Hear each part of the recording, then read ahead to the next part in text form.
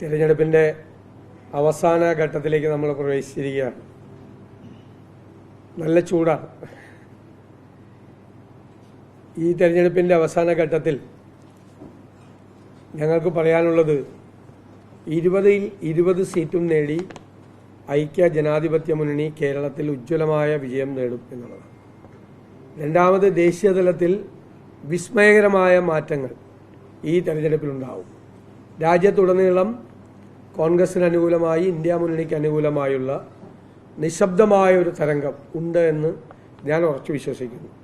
ആ മാറ്റം ദക്ഷിണേന്ത്യയിൽ മാത്രമല്ല, ഉത്തരേന്ത്യയിൽ ഉൾപ്പെടെയുള്ള ഇന്ത്യയിലെ മിക്ക സംസ്ഥാനങ്ങളിലും അത്ഭുതകരമായ മാറ്റം ഉണ്ടാകും. ഈ ഫാസിസ്റ്റ് ഗവൺമെൻറ്റിനെ താഴെ ഇറക്കണം എന്ന് രാജ്യത്തെ ന്യൂനപക്ഷങ്ങൾ മാത്രമല്ല, മതേതരവാദികളും ജനാധിപത്യ വിശ്വാസികളും എല്ലാവരും ഒരുമിച്ച് ആഗ്രഹിക്കുകയാണ്. ഇന്ത്യ എന്നുള്ള ആശയത്തെ സ്നേഹിക്കുന്ന എല്ലാവരും ഇവരെ അധികാരത്തിൽ നിന്ന് ഇറക്കണമെന്ന് ആഗ്രഹിക്കുന്നു. കേരളത്തിലും മതേതര കേരളമാണ്. അതിശക്തമായ അനുകൂലമായൊരു തരംഗം UDF ഉണ്ടാകും എന്ന് നമ്മൾ വിശ്വസിക്കുന്നു. ദൗർഭാഗ്യവശാൽ കേരളത്തിൽ മുഖ്യമന്ത്രി ശ്രീ പിണറായി വിജയനും പ്രധാനമന്ത്രി ശ്രീ നരേന്ദ്രമോദിയും ഒരേ സ്വരത്തിലാണ് സംസാരിക്കുന്നത്. ഇവരുടെ പ്രസ്താവനകൾ ഏതോ ഒരു കേന്ദ്രത്തിൽ ഒരുമിച്ച് തയ്യാറാക്കിയതുപോലെയാണ്, ഒരേ ടോണിലാണ് രണ്ടുപേരും സംസാരിക്കുന്നത്. രണ്ടുപേരുടെയും ലക്ഷ്യം ശ്രീ രാഹുൽ ഗാന്ധിയാണ്. 2014 മുതൽ രാഹുൽ ഗാന്ധിയെ വ്യക്തിഹത്യ ചെയ്യാൻ BJP നടത്തുന്ന പദ്ധതികൾ ഇപ്പോൾ ശ്രീ പിണറായി വിജയനും CPM-ഉം കേരളത്തിൽ ഏറ്റുപിടിച്ചിരിക്കുകയാണ്.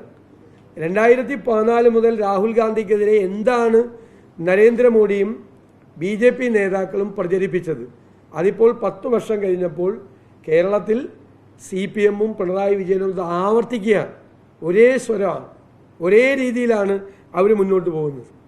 പ്രധാനമന്ത്രി പറയുന്നു രാഹുൽ ഗാന്ധി ഉത്തരേന്ത്യയിൽ മത്സരിക്കാതെ കേരളത്തിലേക്ക് ഒളിച്ചോടിയെന്ന്. പിണറായി വിജയനും അതേ വാചകം ഇന്ന് പറയാണ്. ഇന്നലെ രണ്ടുപേരും കൂടി തീരുമാനിച്ചതുപോലെയാണ്. ഇന്ന് വീണ്ടും പറയാണ് രാഹുൽ ഗാന്ധി. ഇന്നലെ പ്രധാനമന്ത്രി പറയുന്നു, ഇന്ന് മുഖ്യമന്ത്രി പറയുന്നു രാഹുൽ ഗാന്ധി ഒളിച്ചോടിയെന്ന്. ഈ പ്രധാനമന്ത്രി ഗുജറാത്തിലല്ലല്ലോ മത്സരിക്കുന്നത്, വാരണാസിയിലല്ലേ മത്സരിക്കുന്നത്. വാരണാസി വേറെ സ്റ്റേറ്റല്ലേ അല്ലേ?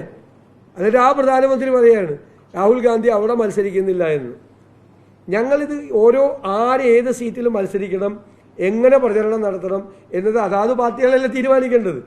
ഞങ്ങളുടെ പ്രചരണം എന്തായിരിക്കണം, ഞങ്ങളുടെ സ്ഥാനാർത്ഥി ആരായിരിക്കണം, ഞങ്ങളുടെ സ്ഥാനാർത്ഥികൾ എവിടെ മത്സരിക്കണം എന്ന് തീരുമാനിക്കുന്നത് ഇന്ത്യൻ നാഷണൽ കോൺഗ്രസ് അല്ലേ. ഞങ്ങളുടെ പ്രചരണം എങ്ങനെയാണ്, ഞങ്ങൾ പ്ലക്കാർഡ് പിടിക്കണം, കൊടി പിടിക്കണം എന്ന് തീരുമാനിക്കുന്നത് ഞങ്ങളല്ലേ. അത് BJP-യുടെ ഓഫീസിലോ CPM-ന്റെ ഓഫീസിലോ തീരുമാനിക്കപ്പെടേണ്ട കാര്യമല്ല.